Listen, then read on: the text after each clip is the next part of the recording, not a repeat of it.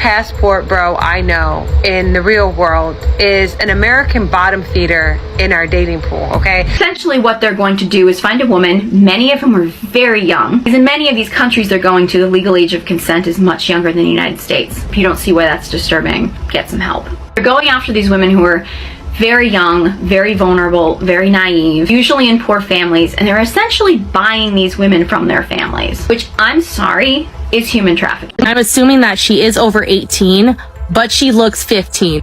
And that's the issue that we have with these passport bros. We're not jealous. Comes off as creepy and exploitative. I'm 40. I actually thought my wife was 33. Tell you the truth, when I wrote... I'm 32.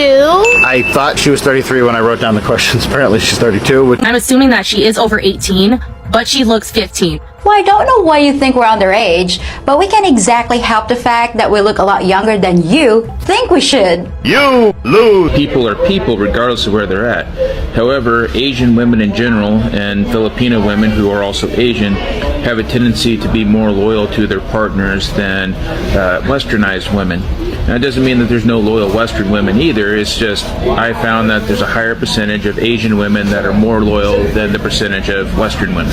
Let's think about it this way. All I said was that you have to be a better human, and that if you have to get a passport essentially to go get coochie, then that says something about you. Why? Because there's millions of people here in America, including people that travel overseas. So if you can't get a girl here, then good luck getting a girl anywhere else. And you also want to know why? Because in other countries, men are held at a different standard. They are providers. They do pay for a lot of the shit. They are the main breadwinner, and they do take care of shit. Unlike a lot of you men nowadays, huh? And what? Y'all don't like America because we have free will here? Or is it because women have more rights and we're able to provide for ourselves, and now that we're realizing that we don't need you, it's showing? And now y'all are mad, talking about, oh, we're gonna get our passport. Go ahead. Clap, clap. You didn't make the roster anyway. Don't hate from outside of the club that you couldn't even get. Certain women will say, I don't want you, but they'll try to keep you hanging on this little string. And it's not that they don't want you, they just want to see if they can do better than you. And when they realize they can't, then they're going to reel you back in. So it's, I don't want you, but I don't want you with anybody else because I might want you later. So in that meantime, they're treating men like shit, and the men are waking up and we're seeing this and we're saying, fuck that crap. We'll go to someone that actually wants to acknowledge my worth right off the bat. It's just accountability. That's all it is. We have failed these men, and for some reason they feel like they have to not only go outside of the United States, but they don't want an African woman, a Haitian woman. They go straight to the Asian country. You guys know how to treat these men far better than we do. We have failed by demanding the bare minimum: respect, protection, things along those lines. Commitment, fidelity. We have really messed up by expecting men to be able to rise to that standard. And that's on us. And you know, they love to tell us that we're going to be lonely, we're going to be cat ladies when we get older, but that is a burden that we have to bear for our mistake. We loved them whenever they didn't love us. They ran all over us, they blamed us, and then here we are. And not all women have been in the right. There are some of us who have also hurt men, but for the majority of us, we just missed the mark. We fell short. We don't know how to be submissive and quiet like you. Please teach us, because we're obviously doing something wrong, and these men are running from us. So in their mind, it's all mythical, and it has these magic women who don't need to be treated like humans and would gladly marry them and cook and clean for them and whatever, to bring back a mythical unicorn Stepford housewife. Go to Asian and you can get a woman for $20 and a bag of rice. Words from one of the men you're defending. We know American men, you don't. This person hit their head on a rock? Like, this is actually giving me a headache. Like, let's go to Asian? Where's Asian? Pranked my baby love. Shine bright like a diamond. Took her to Walmart for wedding rings. Shine bright like a diamond. Then we went to the premier shop in Honolulu. My life in the beautiful sea. Confused and grouchy. Oh, this is for real. Your shooting star I see. A vision of ecstasy. When you hold me, I'm alive. We're like diamonds in the sky. I knew that we met from one right away. Thank you. Right away.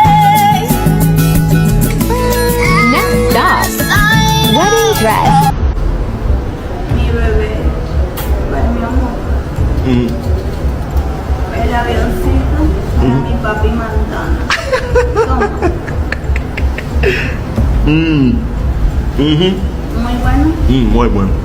Gracias. De nada, mi amor. Like, y'all really just don't get it.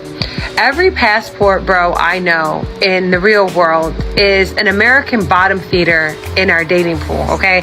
He complains about gold diggers while he has no gold. He wants to escape the dating expectations of American women, but then complains about the marriage expectations of traditional foreign women. Look, when you say that you're a passport bro, I'm just keeping it real. When you say that, you are publicly admitting that you don't have the personality, social skills, or the confidence to get a lady in your country. 1/3 of women in a new survey admitted to going out on a date just for a free meal. They were hungry. No romantic interest. They couldn't care less. They just want a free meal. If you take me to McDonald's, that'll be the last date we go on. If I'm like, yo, be ready at 6, I'm gonna pick you up, and then we, you know. McDonald's, don't ever talk to me again. You're getting blocked. How much do you expect the guy to spend on the first date? At least $500. You gotta pay to get my hair done, my nails done, my feet done. So let me ask you this: if he pays for all that, right, and the date doesn't go good, are you gonna refund him? Hell no. You gotta spend how I look, and I look good, so you gotta spend a good bag. How much is that though? As much as I want him to. Truth is, dating in America is probably the worst place in the world to date as an American man. Some women in the West are taught men ain't shit and masculinity is toxic. At the same age as some women in other countries are taught the little things you can do to help a man feel heard and respected. Like how boys are taught to open doors or give flowers to women. People need the passport bros to be losers or predators, because then they don't have to wonder why intelligent, successful, genuine men are leaving and having the time of their lives. Okay, we seriously need to talk about the passport bros movement. And first of all, these men are hypocrites, because for all their talk about the importance of traditional values, they certainly don't have any themselves. Culturally speaking, you lack the ability to be the strong alpha male leader that you want to be treated as such. He makes me feel safe and comfortable. He makes me feel loved and secure. He helped me grow and molded me into a woman that I am right now. With so much more confidence in myself. He taught me things that I did not know before. He inspires me to do better every day. He never makes me feel neglected even when he's afar. He caters to my needs. He is such a hardworking man and responsible. He never makes me feel that I am such a nuisance. Never. He appreciates even the littlest thing that I do for him. He loves and respects me. Aww. And he's my soulmate. These men aren't interested in finding a traditional woman. They just fetishize, hypersexualize, and stereotype women from developing countries and essentially leverage global economic inequality for their own personal gain. Go somewhere economically desolate to find someone more submissive. And y'all think you can exploit these countries that have these gorgeous young women that are open to pursuing American men. They are not experiencing success with their local demographic of women that actually won't tolerate their bullshit. So then they take their bullshit to a different country to then abuse, manipulate, and take advantage of this economic situation. And you are relative in a country where your currency is trading at 30 times less a US dollar, then of course you're going to experience a huge amount of inequitable power structure. Saying like men only go overseas because they're the bottom of the barrier here that no one wants, and they only want women that's easy to control. They want a maid, they want a servant, they want a doormat, etc.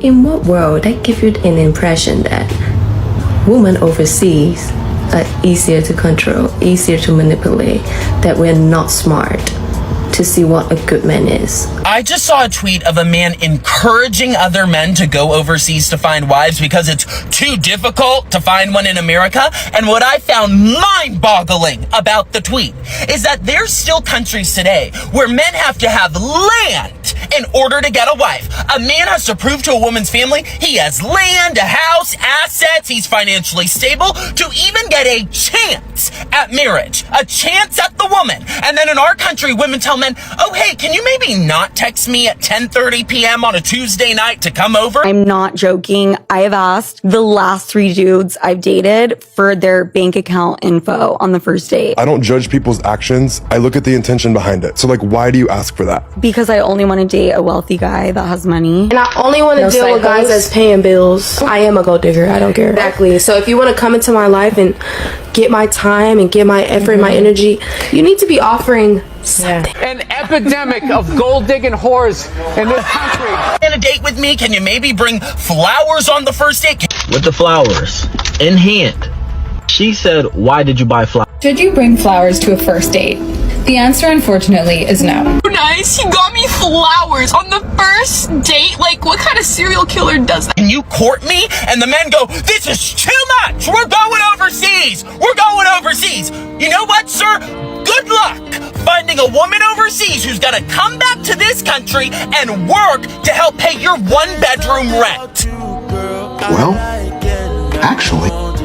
I've been around the whole world, girl, there's no one like you. But baby, no delay, what to say, nah, nah. So girl, no time to waste, what to say, nah, nah. I'ma be a boo if you be my babe.